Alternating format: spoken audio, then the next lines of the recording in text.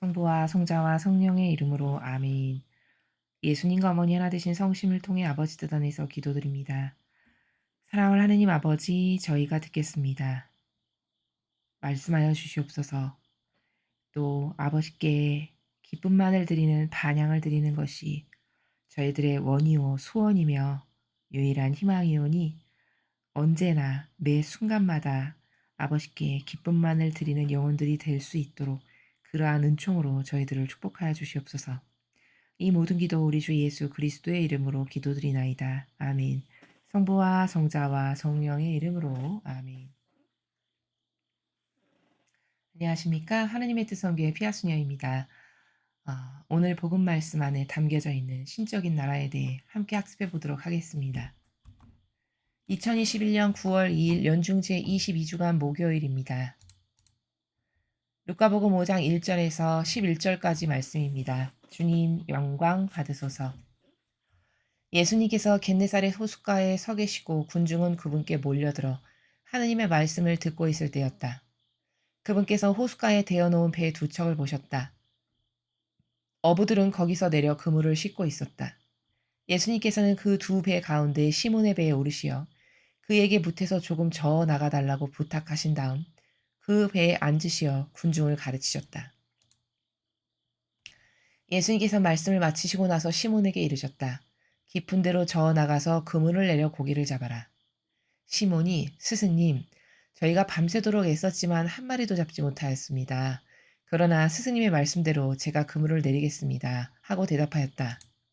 그렇게 하자 그들은 그물이 찢어질 만큼 매우 많은 물고기를 잡게 되었다. 그래서 다른 배에 있는 동료들에게 손짓하여 와서 도와달라고 하였다. 동료들이 와서 고기를 두 배에 가득 채우니 배가 가라앉을 지경이 되었다. 시몬 베드로가 그것을 보고 예수님의 무릎 앞에 엎드려 말하였다. 주님, 저에게서 떠나 주십시오. 저는 죄 많은 사람입니다. 사실 베드로도 그와 함께 있던 이들도 모두 자기들이 잡은 그 많은 고기를 보고 몹시 놀랐던 것이다.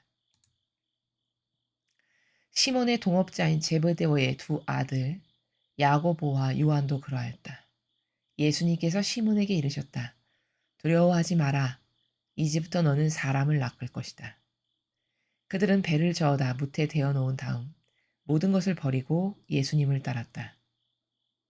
주님의 말씀입니다. 그리스도님 찬미합니다.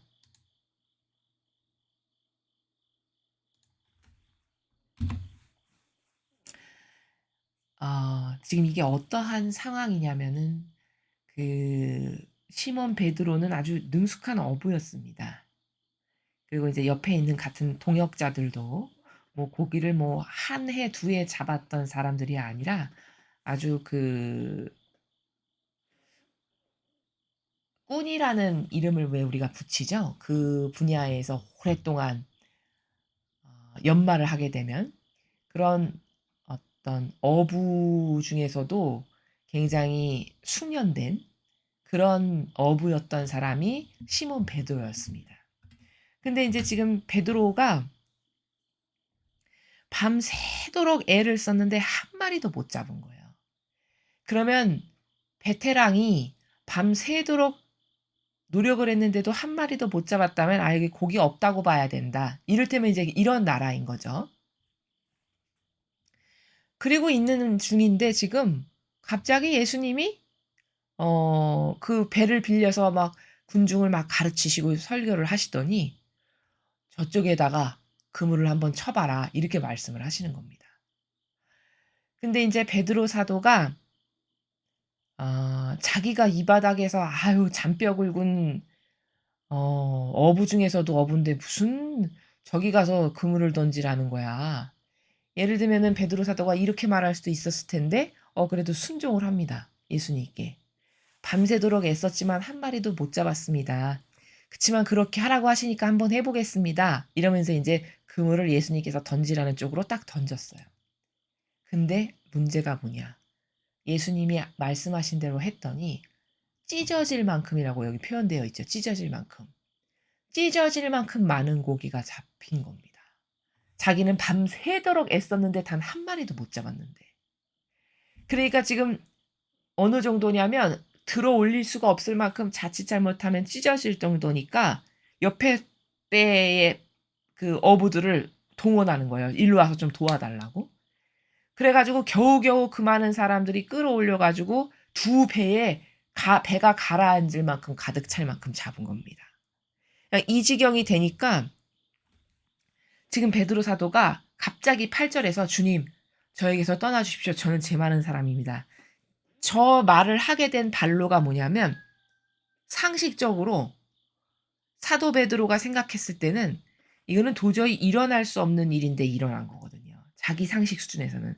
자기가 잔뼈 굵은 사람인데 어부로 밤새도록 노력했는데 단 한 마리도 못 잡았는데 처음 보는 분이 와 가지고 "저쪽에 그물 쳐라." 해서 시키는 대로 했는데 그냥 뭐 10 마리 20 마리가 잡힌 게 아니라 찢어질 만큼, 그래서 두 배에 나눠 담을 만큼 잡혔어요. 그럼 이거는 사람의 상식 수준으로 봤을 땐 이건 불가능한 거죠. 그러니까 갑자기 확 두려운 거예요. '누구시지? 이분이 누구실까?' 그리고는 무슨 말을 해야 될지도 몰라 가지고 "주님 떠나 주십시오. 저는 죄 많은 사람입니다." 다시 말하면 지금 8 절의 상황은 베드로 사도가 이 거룩함 앞에, 이 위험 앞에 겁을 먹은 겁니다. 이거는 사람은 아닌데, 사람이 할 수 있는 일 아닌데 이분이 누구실까? 이러한 마음가짐 가운데 겁먹은 상태에서 그 존엄하신 분이 그 위험성 있게 그 거룩하신 일을 하신 것을 보고 그 목격한 당사자로서 이런 고백을 하게 된 거죠. 8 절과 같은 고백을. 그리고 그 주변에 있던 모든 어부들도 다 똑같이 깜짝 놀란 거죠. 여기 9 절에 "몹시 놀랐던 것이다." 이렇게 표현되어 있죠. 그러니까 예수님께서 "두려워하지 말거라." 그들의 마음의 그림자를 너무 잘 아시고 두려워서 겁먹었다는 걸 단번에 아시죠? 그러니까 "두려워하지 말거라. 너는 이제부터 사람 낚는 어부가 될 거다." 이렇게 선언을 하세요. 그랬더니 그 선택된 제자들이 이런 방구 "왜요? 어디 갑니까? 부모님에게 가서 허락 좀 받고 올게요." 이런 말 없이 이런 방구 다 그 자리에다 다 놓고 바로 따라 나서는, 지금 이런 장면을 보셨습니다. 오늘 우리가 이 복음을 통해서 발견할 수 있는 건 뭐냐면, 여러분 생각해 보십시오. 물고기마저도 하느님의 지엄하신 권능 앞에 이렇게 순종하는 겁니다. 지금 이 상황이 어떤 상황이냐면 온 인류의 모든 피조물은 이렇게 아버지의 전지전능하심 앞에 모두가 다 순종하는 겁니다.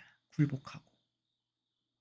근데 오로지 인간만 고집스럽고 완악한 인간만 이러한 하느님 앞에 순종을 안 한다는 사실입니다. 그러면 이건 얼마나 인간이 완악한 존재인가. 완악하다는 건 뭐죠? 완고해서 악하다라는 거죠. 완악하다.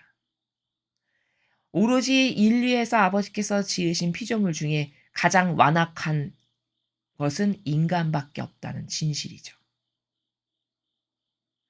이러한 권능을 지니신 예수님을 똑바로 가르쳤으면, 그쵸? 이때부터 똑바로 전승을 하고 올바른 게 가르치고 진실에 근거한 이 성경의 내용을 전승을 제대로 했다면 지금 예수님이 다녀가신 지 2000 년이 넘었고 창세기 때부터 하면 무려 6000 년이 넘었습니다. 그럼 이 정도 됐으면 이러한 예수님의 이 권능과 이 거룩함 앞에 인류는 모두가 다 순종으로 그리고 사랑으로 올바르게 반영을 해야 맞다라는 이 내용이 진실이라는 거죠. 그러나 오늘날의 인류가 과연 그러한가라는 겁니다. 게다가 인간은 어느 정도로 완악하냐. 지금 예수님께서 기적을 요때 한 번만 펼치신 게 아니에요. 그쵸? 제자들을 데리고 다니시는 곳곳마다 기적 사건이 계속 있었습니다. 복음 선포하고 기적 펼치시고 아픈 사람 고치시고 뭐 온갖 별의별 기적이라는 기적은 다 목격한 사람들이 바로 제자들입니다. 그쵸? 왜? 동고동락하며 늘 따라다녔으니까. 그러면 눈앞에서 그러한 기적을 3 년을 보고 교육받으면서 함께 살았던 유다, 토마스, 그렇게 3 년을 동고동락하면서 온갖 기적과 표징과 이적과 복음 선포를 들었다면 유다나 가룟 유다나 토마스 같은 사도는 안 나와야 되는 것이죠. 그쵸? 근데 불구하고 가장 가까이서 예수님을 배웠던 그 사도들이라고 하는 집단 가운데서도 이렇게 악한 가룟 유다도 나오고 그리고 질 떨어지는 토마스도 나왔다라는 사실이죠. 인간이 이러한 완악한 존재라는 사실이에요. 얼마나 인간이 과연 안악한가. 그러면 우리는 이러한 교훈을 통해서 우린 그런 가룟 유다나 토마스와 같은 질 떨어지는 반향을 하지 않으려면 올바른 반향을 해서 나도 예수님과 어머니를 닮은 고결하고 아름다운 본연의 그 나를 찾고 그 정신 세계에서 살아가고 싶다면 나는 어떤 것을 버려야 할까? 난 어떤 것이 새로워져야 할까? 나는 무엇을 믿고 따라야 하며 매일 무엇을 버려야 하는 존재인가? 이런 것에 대해서 매일 자신을 깨닫고 발견하는 일에 게을리해서는 안 된다는 진실입니다. 자신을 성찰해 보고 객관화시켜 보고 이러한 분이신데도 불구하고 온전히 믿지 못했던 실패했던 인간의 실패했던 제자들의 케이스를 통해서 아니 물고기마저도 다 복종하고 순종하는데 오로지 유일하게 인간만 이러한 하나님의 권능 앞에 아직까지도 완악하여 순종하지 않는 이러한 처지의 객관화를 통해 나도 그렇게 실패하고 싶진 않잖아요. 가룟 유다처럼 실패하고 싶지 않고 토마스처럼 실패하고 싶지 않잖아요. 그쵸? 그러면 나는 어떤 게 달라져야 될까? 어떤 오해가 내 안에 있지? 내가 버려야 할 것은 뭐지? 내가 객관화해서 생각해 보지 못하는 건 뭘까? 이런 것에 대해서 이 성경의 진실을 배울 때마다 지속적으로 자꾸 깨닫고 발견하고 객관화시켜 보고 그래서 나에게는 부작용은 뭔가 또 버리고 버릴 수 있는 은총을 주세요 청원 드리고 이 작업을 반복해서 매일 새롭게 나의 사고방식과 정신이 개조되는 거. 내 사고방식과 정신이 이러한 신적인 질서로 새로 태어나는 거. 이것에 온 열과 성을 쏟고 노력을 하는 것만이 우리 인간의 유일한 비전이고 희망이다라는 진실입니다. 여러분은 이 진실에 대해서 과연 몇 퍼센트나 인식을 하십니까?